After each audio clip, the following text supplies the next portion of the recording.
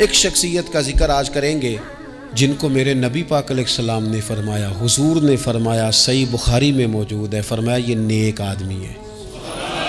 اور یار جسے رسول کریم کہیں بندہ نیک ہے، رجل صالح، حضور نے فرمایا نیک آدمی ہے، جو بالغ نہیں ہوئے تھے اور اس سے پہلے ہی کلمہ پڑھ لیا تھا، جو حج کے مسائل سب سے زیادہ جانتے تھے، جنہوں نے 60 سال مکے اور مدینے میں فتویٰ دیا، صحابہ ان سے فتویٰ لینے آتے تھے، جو بدر کی جنگ میں بھی گئے، احد میں بھی گئے، پر محبوب نے فرمایا عمر تھوڑی ہے، ابھی واپس جائیے۔ خندق میں شریک ہوئے اور اس کے بعد ہر جنگ میں شریک ہوئے۔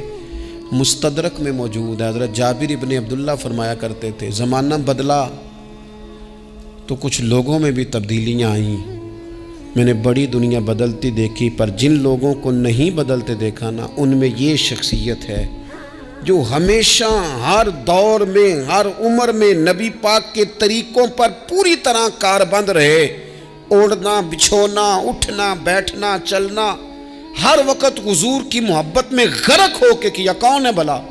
حضرت عمر کے بیٹے سیدنا عبداللہ ابن عمر رضی اللہ تعالی عنہ، ابھی بالغ نہیں ہوئے تھے، مسلمان ہو گئے، اور زندگی ساری مصلے سے لگ کے گزاری، عبادت کی، ریاضت کی، تقوی، جد و جہد، معاملہ فہمی، جہاد۔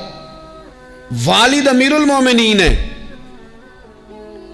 لیکن صاحبزادے کی خواہش ہے کہ مجھے فوج میں بھیجو، میں جہاد کرنا چاہتا ہوں، اور جہاد بھی سپہ سالار بن کے نہیں، سپاہی بن کے کرنا چاہتا ہوں۔ سب سے پہلی بات تو یہ تھی کہ علم و فضل بڑا تھا، صحابہ ان سے فتویٰ لیتے تھے، مسائل حج سب سے زیادہ حضرت عبداللہ ابن عمر جانتے تھے، اور فتویٰ دینے میں اتنے محتاط تھے، حدیث بیان کرنے میں اتنے محتاط تھے کہ بڑا سوچ سمجھ کے غور کر کے صحابہ فرمایا کرتے تھے یہ واحد بندہ ہے کہ جو 1 منٹ سے پہلے کہہ دیتا ہے۔ سب سے زیادہ مسائل آتے ہیں لیکن 1 منٹ سے پہلے کہہ دیتے تھے اس مسئلے کا مجھے نہیں پتہ، تحقیق کروں گا، اگر پتہ چل گیا تو بتا دوں گا، فوراً کہہ دیتے تھے۔ ایک دفعہ ایک صاحب نے مسئلہ پوچھا تو چپ کر گئے، سوچنے لگ گئے۔ ہمارے ہاں نا لوگوں کو حاضر جواب کہلانے کا شوق ہے، یہ شوق بڑا خطرناک ہوتا ہے۔ اگر آپ حاضر جواب ہیں تو بڑی اچھی بات ہے، لیکن حاضر جواب کہلانے کا شوق تو نہ پیدا کریں۔ اگر آپ کو پتہ ہے، صحیح بخاری میں حدیث ہے، نبی پاک علیہ السلام نے ایک دن پوچھا تھا صحابہ سے کہ وہ درخت کون سا ہے جس کی مثال مومن کی طرح ہے؟ تو حضرت عبداللہ ابن عمر کہتے ہیں مجھے پتا تھا کہ وہ کھجور کا درخت ہے، اور میں نے جواب نہیں دیا۔ کیوں نہیں دیا؟ فرمانے لگے ابو بکر صدیق بیٹھے، فاروق اعظم بیٹھے، مولا علی بیٹھے، بزرگوں کی موجودگی میں میں جواب دیتا پھروں؟ یہ ٹھیک نہیں ہوتا، یہ صحیح نہیں ہوتا۔ یہاں تو بڑے لوگ، امام غزالی فرماتے ہیں جب میں اپنے مرشد سے مرید ہوا تو مجھے کہنے لگے بیعت میں نے کر لیا، آج کے بعد نہ تقریر کرنی ہے، نہ مدرسے میں سبق پڑھانا ہے، نہ کسی کو مسئلہ بتانا ہے۔ اور یہ بڑا مشکل کام ہوتا ہے، بندہ مولوی بھی اور تقریر ہی نہ کرے، اسے زنگ لگ جاتا ہے، اور مسئلہ ہی نہ بتائے تو بد ہضمی ہو جاتی ہے۔ یہاں تو جس کو 6 مسئلے آ جائیں وہ امام کو نماز نہیں پڑھانے دیتا، وہ کہتا ہے پہلے انٹرویو لوں گا تیرا کہ تو پورا تجھے آتا ہے، پھر آگے چلے گا تو۔ اتنے بڑے عالم کو شیخ نے منع کر دیا، تو کہتے ہیں شیخ کے پاس ایک شخص مسئلہ پوچھنے آیا تو میرے مرشد فرمانے لگے مجھے یہ مسئلہ نہیں آتا۔ تو امام صاحب کہتے ہیں کہ میں نے اسے کہا مجھے آتا ہے، میں بتاؤں؟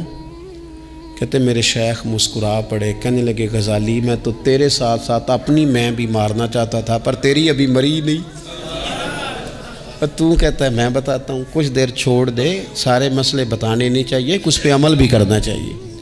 میرے عزیز حضرت عبداللہ ابن عمر اتنا بڑے مفتی ہیں، مفتی مدینہ ہیں، مفتی مکہ ہیں، لوگ مسائل حج پوچھتے ہیں، بڑے بڑے استنباط کرتے ہیں قرآن و حدیث سے۔ ایک آدمی نے مسئلہ پوچھا تو حضرت عبداللہ ابن عمر فرمانے لگے دیر تک سوچا، دیر ہو گئی سوچتے سوچتے، تو وہ شخص کہنے لگا حضور اتنی دیر کیوں سوچ رہے ہیں؟ تو آپ فرمانے لگے تمہارا کیا خیال ہے کہ جو سوال تم مجھ سے پوچھتے ہو اور جو جواب میں تمہیں دیتا ہوں اس کے بارے میں رب مجھ سے سوال نہیں کرے گا؟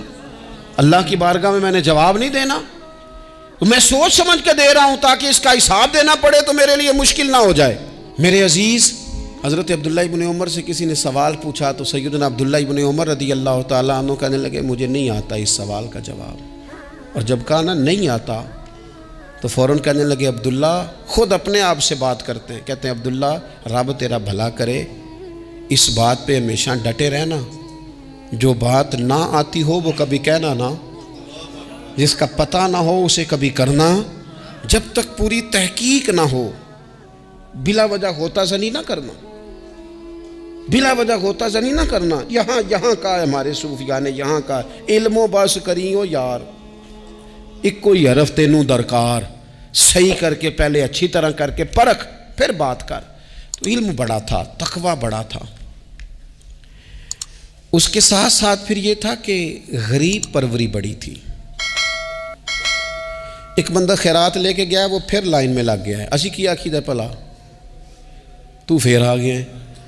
تو حضرت عبداللہ ابن عمر کو بندہ دوبارہ آتا نا تو کسی سے قرضہ لے کے کہتے یار اس کو بڑی ضرورت تھی تو دوبارہ آیا ہے نا، ایک دفعہ تم ذرا دے دو، میں تمہیں دے دوں گا، اس کو دینا ہے۔ جتنی دفعہ شام کو کھانا کھاتے اتنی دیر حضرت عبداللہ ابن عمر کھانا نہیں کھایا کرتے تھے جب تک کوئی یتیم آ کے دسترخوان پہ بیٹھ نہ جاتا، نہیں گزارا ہوتا۔ اور یار کیسے لوگ کھا لیتے ہیں، اعلیٰ غذائیں کھا رہے ہیں، اور ایک طرف ایک بہن مجبور بیٹھی ہے، بھائی مجبور بیٹھا ہے، سسرالی رشتہ داروں میں لوگ مجبور بیٹھے ہیں، عزیزوں میں لوگ مجبور بیٹھے ہیں، یتیم غریب مسکین، اور یہ روز نئے سے نیا ذائقہ، جب تک یتیم نہ ہوتا کھانا نہ کھاتے۔ اور صدقات و خیرات بھی کرتے تو جس طرح ہم کرتے ہیں نا، ناراض نہ ہونا۔